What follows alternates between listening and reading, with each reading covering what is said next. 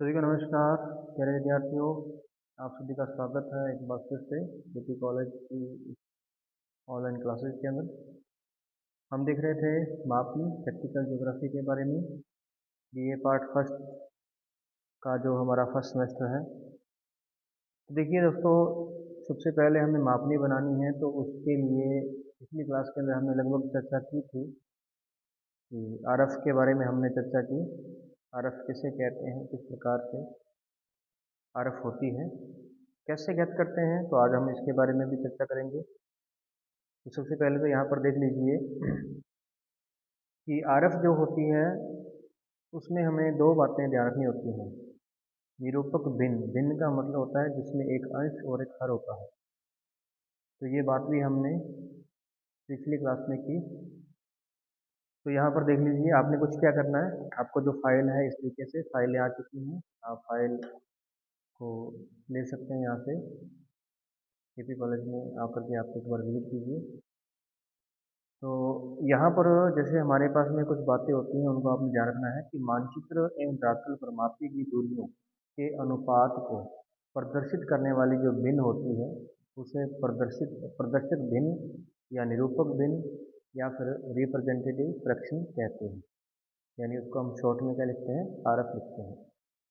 इसमें अंश और हर होता है, ये भी हमने बात की पिछली वीडियो के अंदर। और साथ ही साथ आप इसकी एक बात को और अंडरलाइन कर लीजिएगा कि इसका जो अंश होता है, इसके अंश का जो मान होता है वो सदैव क्या होता है, एक होता है, और इसका एक ही होना चाहिए। यानी ये किस प्रकार से लिखी जाती है, 1/50,000, जैसे हमने ये लिख दिया। तो इसको हम ऐसे भी लिख सकते हैं 1/50,000। ये जो अनुपात में संख्या आ गई ना, जो पहली जो संख्या है ये अंश है और जो दूसरी संख्या है ये हर है। अंश बताता है मानचित्र पर दूरी को और हर बताता है धरातल पर दूरी को। ये जो दूरियां होती हैं ये दोनों हमेशा समान इकाई में होती हैं। अगर मैं इसको 1 सेंटीमीटर लिख रहा हूँ तो मानचित्र की जो 1 सेंटीमीटर की दूरी है वो धरातल पर 50,000 सेंटीमीटर की दूरी को बताएगी। तो इस प्रकार से ये दूरियों की जो इकाइयाँ होती हैं ना, ये जो इकाइयाँ होती हैं ये दोनों हमेशा क्या होनी चाहिए, समान होनी चाहिए। तो बात आती है कि इकाइयाँ कौन कौन सी होती हैं, इस प्रकार से इकाइयों के बारे में। तो आप इसकी रीडिंग कर लेना, थ्योरी आपको इसमें लिखी हुई मिल रही है। तो आपने सिर्फ क्या करना है, क्वेश्चन इसमें पीछे दिया जाएगा, क्वेश्चन हल करेंगे और उसका हम जो है डायग्राम बनाएंगे। तो उससे पहले कुछ बातें आप यहाँ पे ध्यान रख लें अच्छे तरीके से कि हमारे पास में जो इकाइयाँ होती हैं वो दो प्रकार की इकाइयाँ, दो प्रकार के मेथड होते हैं। इस एक को कहते हैं अमेरिकन माप पद्धति, अमेरिकन माप पद्धति, और एक होती है हमारे पास में ब्रिटिश माप पद्धति, ब्रिटिश। तो इसमें ध्यान रखेंगे कि अमेरिकन, देखो हम कई बार क्या होता है, हम किलोमीटर में भी दूरियां मापते हैं, हम मील्स के अंदर भी दूरियां मापते हैं, हम इंच के अंदर भी दूरियां मापते हैं, और हम सेंटीमीटर में भी दूरियां मापते हैं। तो इनमें से कुछ इकाइयाँ जो है वो तो है ब्रिटिश माप पद्धति की, और कुछ हैं अमेरिकन मेजरमेंट जो मेथड है उसके अंतर्गत आती है। तो देखिए अमेरिकन में जो सबसे छोटी इकाई जो हम देख पाते हैं, जो हमारे पास में स्केल होता है, इस स्केल में जो भी हमारे पास में ये दो इसमें निशान दिए गए हैं दोनों तरफ, तो एक तरफ तो हमारे पास में सेंटीमीटर दिए गए हैं, आप देख पा रहे होंगे, और दूसरी तरफ हमारे पास में इंच दिए गए हैं। तो सेंटीमीटर के अंदर भी कुछ छोटे छोटे जो है वो यहाँ पे लाइनें जो है वो ड्रॉ की हुई है। तो सबसे जो छोटी, सेंटीमीटर से भी जो छोटी इकाई होगी उसे कहते हैं हम मिलीमीटर, मिलीमीटर। तो 1 सेंटीमीटर में कितने मिलीमीटर होते हैं, 1 सेंटीमीटर में तो कितने मिलीमीटर होते हैं, 10। यानी 10 सेंटीमीटर, 10 मिलीमीटर को मिलाकर के 1 सेंटीमीटर बनता है। ऐसे ही अगर हम 10 सेंटीमीटर को मिला देंगे तो ये हमारे पास में एक डेसीमीटर बनेगा। क्या बनेगा अभी, एक डेसीमीटर बन जाएगा। 10 डेसीमीटर को अगर हम मिला दें तो ये कहलाएगा 1 मीटर। 10 मीटर का क्या बनता है, मीटर से बड़ी इकाई क्या होती है, तो डेकामीटर। मीटर से बड़ी इकाई क्या होती है, डेकामीटर होती है। इस प्रकार से आगे बढ़ेंगे तो डेकामीटर से बड़ा 10 डेकामीटर से बनने वाली जो इकाई है वो है एक हेक्टोमीटर।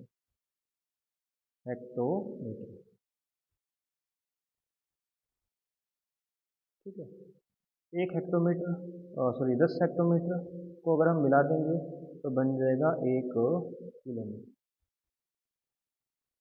इस प्रकार से, यानी सबसे बड़ी इकाई कौन सी होगी? किलोमीटर की, और सबसे छोटी इकाई कौन सी होगी? मिलीमीटर की। जबकि हमें सिर्फ क्या चाहिए? हमें सेंटीमीटर तक हमें जाना है, किलोमीटर से लेकर के हमें सेंटीमीटर तक जाना है। तो देखिए हम कैसे जा सकते हैं, किस तरीके से हमें इसको याद रखना है। ये तो हमारे पास बन गई, इसका गुणा बन गया, गुणांक बन गए कि हर जो इकाई होती है वो कितने गुणों में होती है। अब हमें जो याद रखने वाली जो बातें हैं वो क्या होंगी? इसको याद कर लिया ना अगर आपने, तो अब मैं आपको यहाँ पे किलोमीटर के अंदर कितने मीटर होते हैं या किलोमीटर के अंदर कितने सेंटीमीटर होते हैं ये निकालना बता रहा हूँ। तो ध्यान से इसको समझिएगा कि जैसे 1 किलोमीटर जो है वो किससे मिलके बना था? 1 किलोमीटर किससे मिलके बना था? 10 हेक्टोमीटर से मिलके बना था। तो हम लिख सकते हैं कि 1 किलोमीटर के बराबर क्या है? 10 हेक्टोमीटर होते हैं। ऐसे ही 1 हेक्टोमीटर जो है वो किससे मिलके बना है? 10 डेकामीटर से मिलके बना है। तो यदि 1 हेक्टोमीटर में 10 डेकामीटर हो सकते हैं तो फिर 10 हेक्टोमीटर में डेकामीटर कितने होंगे? तो कितने हो जाएंगे? यहाँ तक आते आते 100 डेकामीटर हो जाएंगे। ठीक है, ध्यान रखिएगा, 1 किलोमीटर में 10 हेक्टो होते हैं और 1 हेक्टो में 10 डेका है, तो फिर 10 हेक्टो में कितने होंगे? 100 डेकामीटर बनेंगे। ऐसे ही 1 डेकामीटर में 10 मीटर है, 1 डेका में 10 मीटर, तो फिर 100 डेका में कितने होंगे? 100 को 10 से मल्टीप्लाई कर देंगे तो ये क्या बन जाएगा हमारे पास में? 1000 मीटर बन जाएंगे। अब ये 1000 मीटर किसके बराबर में है? 100 डेकामीटर के बराबर में है, 10 हेक्टोमीटर के बराबर में है और 1 किलोमीटर के बराबर है। जैसे आप कहते हैं कि 1 किलोग्राम में ग्राम कितने होते हैं? 1000 ग्राम होते हैं। सही बात नहीं? तो सेम ऐसे ही 1 किलोमीटर में कितने मीटर होते हैं? तो 1000 मीटर होते हैं। तो जब भी किलो की बात आ जाती है, किलोमीटर, किलोग्राम, किलोवाट, तो उसमें 1000 की इकाइयाँ जो है वो अपने को ध्यान रखनी है। आगे बढ़ते हैं।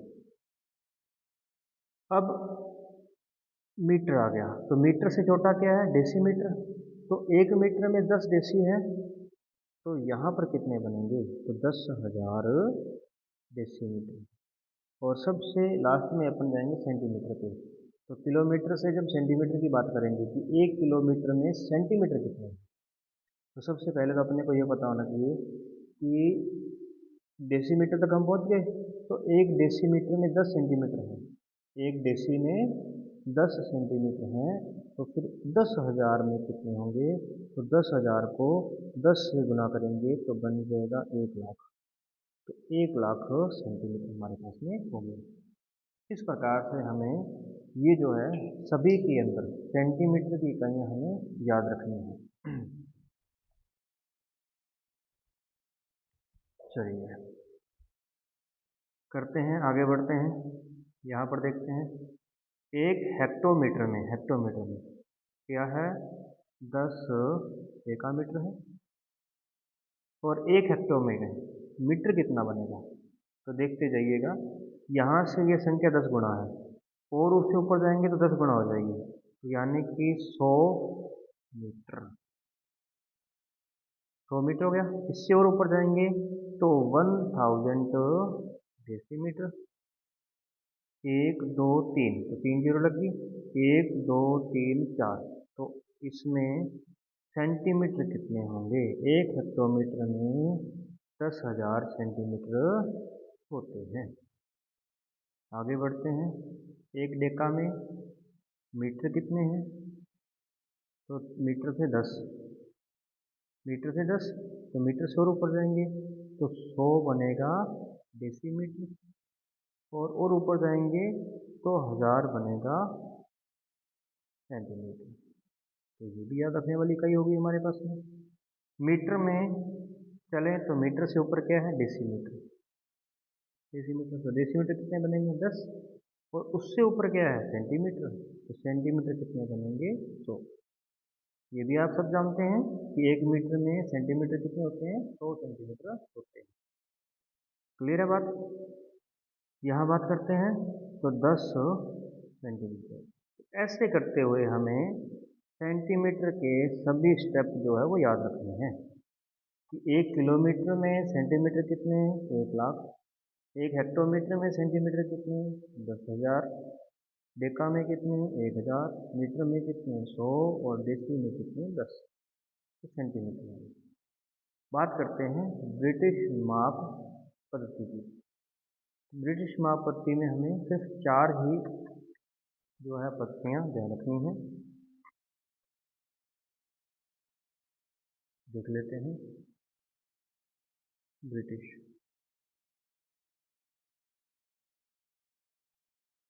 चलिए, अब ब्रिटिश में जो सबसे छोटी इकाई हमारे पास में आती है वो आती है इंच।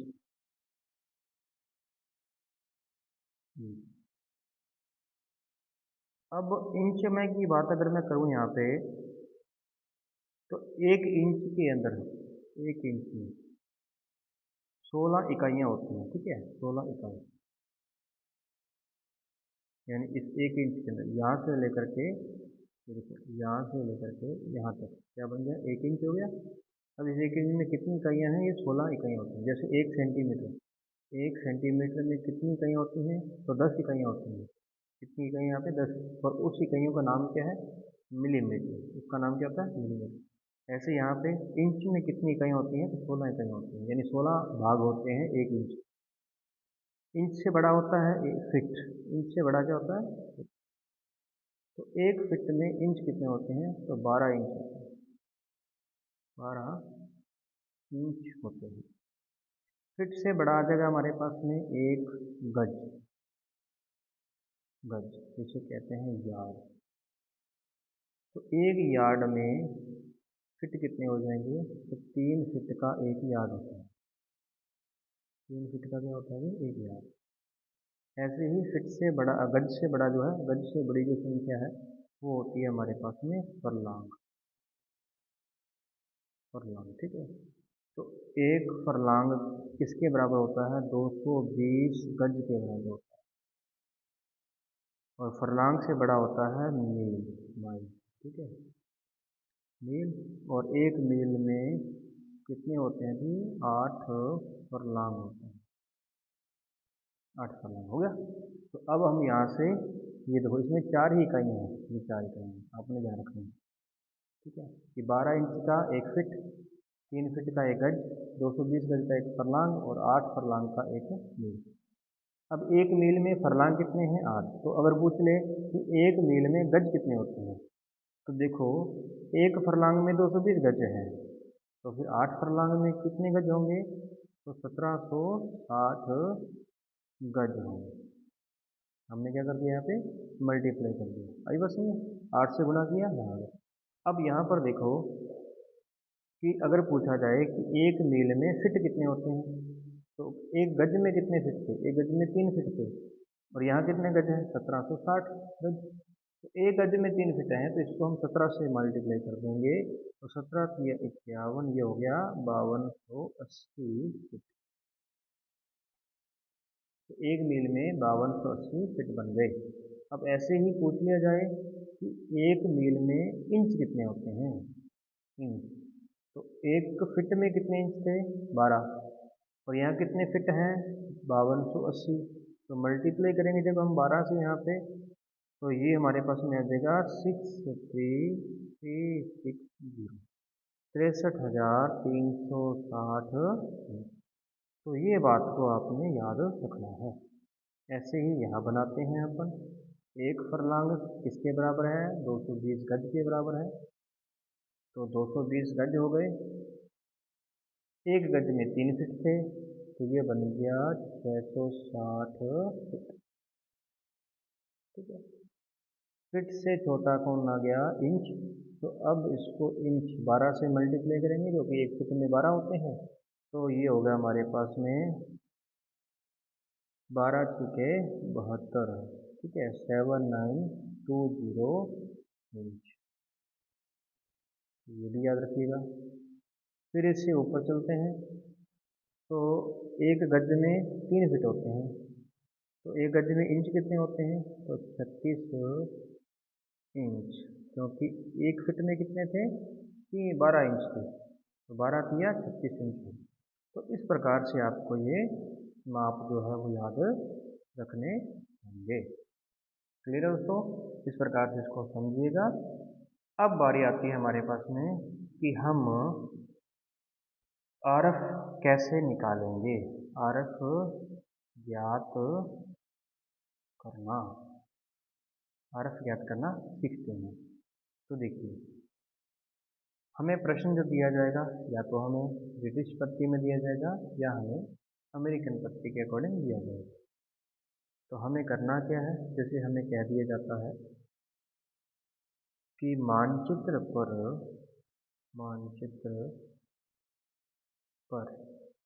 1 सेंटीमीटर की दूरी धरातल पर 1 किलोमीटर की दूरी को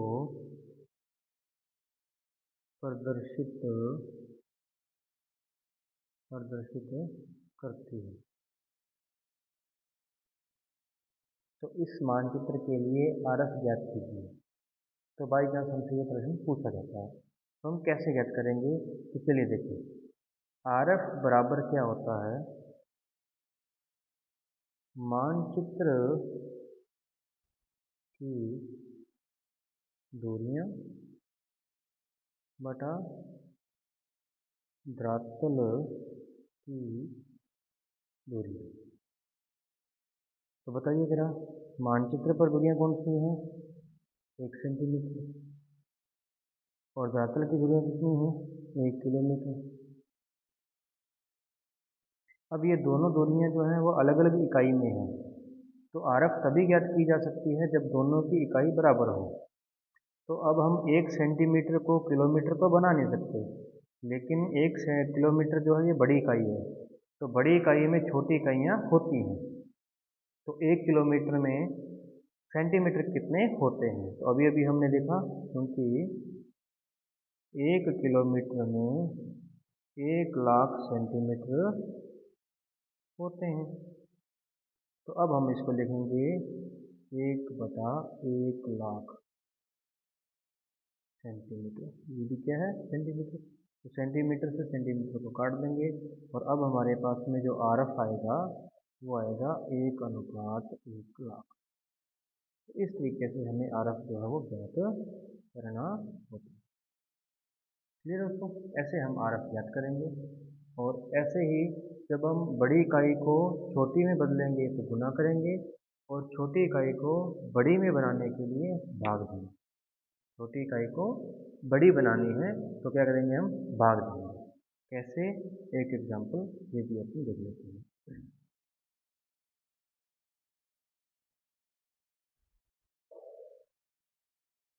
जैसे हमें कह दिया जाता है आरएफ यानी आरएफ 1/50,000 1/50,000 पर बने एक मानचित्र पर किन्हीं दो बिंदुओं के बीच 5 सेंटीमीटर की दूरी धरातल पर कितने किलोमीटर को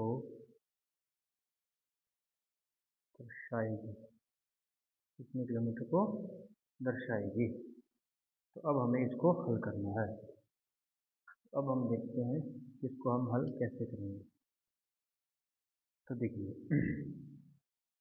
आरएफ हमें क्या दे रखी है, आरएफ 1:50,000, यानी हम इसको लिखेंगे 1/50,000। अब ये 1/50,000 हो गया, तो हम इसको इस तरीके से लिख सकते हैं। और हम कैसे लिख सकते हैं इसको, क्योंकि यहाँ पे हमें ये इसलिए लिखा है मैंने ताकि आपको पता चल सके कि ये जो एक है ये क्या है, ये तो है मानचित्र की दूरी, मानचित्र पर दूरी। और ये जो है नीचे वाला ये क्या है, तो ये 50,000 की जगह ज़्यादा हो गया,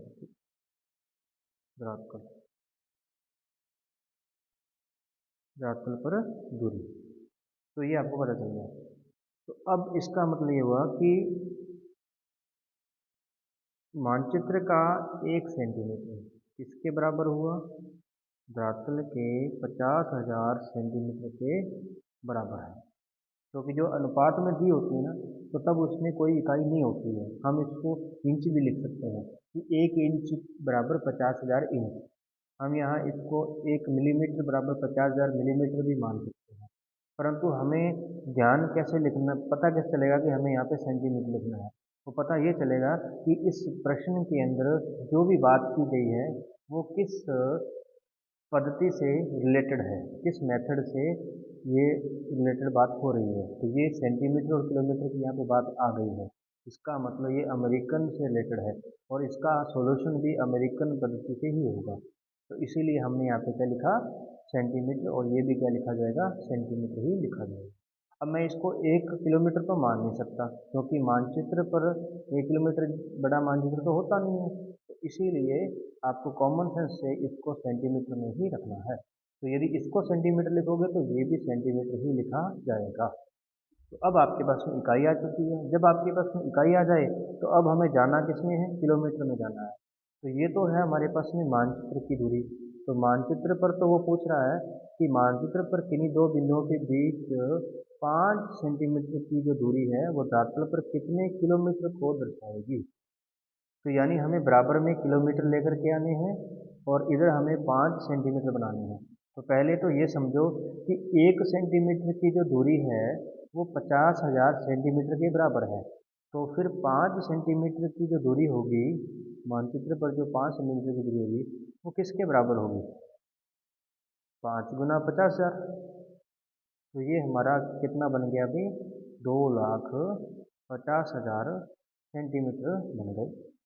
अब ये हो गया हमारे पास में 5 सेंटीमीटर बराबर 2,50,000 सेंटीमीटर हो गई। अब इस सेंटीमीटर को हमें बदलना किस में है, किलोमीटर में, क्योंकि हमसे ये पूछ किस में रहा है, किलोमीटर में पूछ रहा है कि 2,50,000 सेंटीमीटर कितने किलोमीटर के बराबर होंगे। तो सबसे पहले आपको यहाँ पे क्या लिखना है, क्योंकि 1 किलोमीटर में 1,00,000 सेंटीमीटर होते हैं। कितने सेंटीमीटर होते हैं भी, 1,00,000 सेंटीमीटर होते हैं। तो फिर 2.5 सेंटीमीटर कितने किलोमीटर में बदलेगा, ठीक है। तो हम यहाँ पे लिखेंगे 2.5 सेंटीमीटर और बटा में लिखेंगे 1,00,000 सेंटीमीटर। तो ये देखिए 4 जीरो से 4 जीरो कट जाएगी, 1 जीरो बच गई है तो पॉइंट लग जाएगा। ये हमारे पास बन गया 2.5 किलोमीटर। तो इसका मतलब ये हुआ कि मानचित्र पर जो 5 सेंटीमीटर की जो दूरी है वो धरातल पर कितने किलोमीटर के बराबर आ चुकी है, 2.5 किलोमीटर के बराबर आ चुकी है। क्लियर है दोस्तों। इस प्रकार से सबसे पहले हमें आरएफ को हल करना आना चाहिए और साथ ही साथ हमें आरएफ बनाना भी आना चाहिए कि हम आरएफ कैसे बना सकते हैं। तो इस प्रश्न के अंदर जो पहले मैंने उदाहरण दिया था, यहाँ पर मैंने आपको आरएफ बनाना बताया कि आरएफ कैसे बनती है। और इस प्रश्न के अंदर हमने जो बात की वो बात की कि हम आरएफ से दूरियां कैसे निकाल सकते हैं।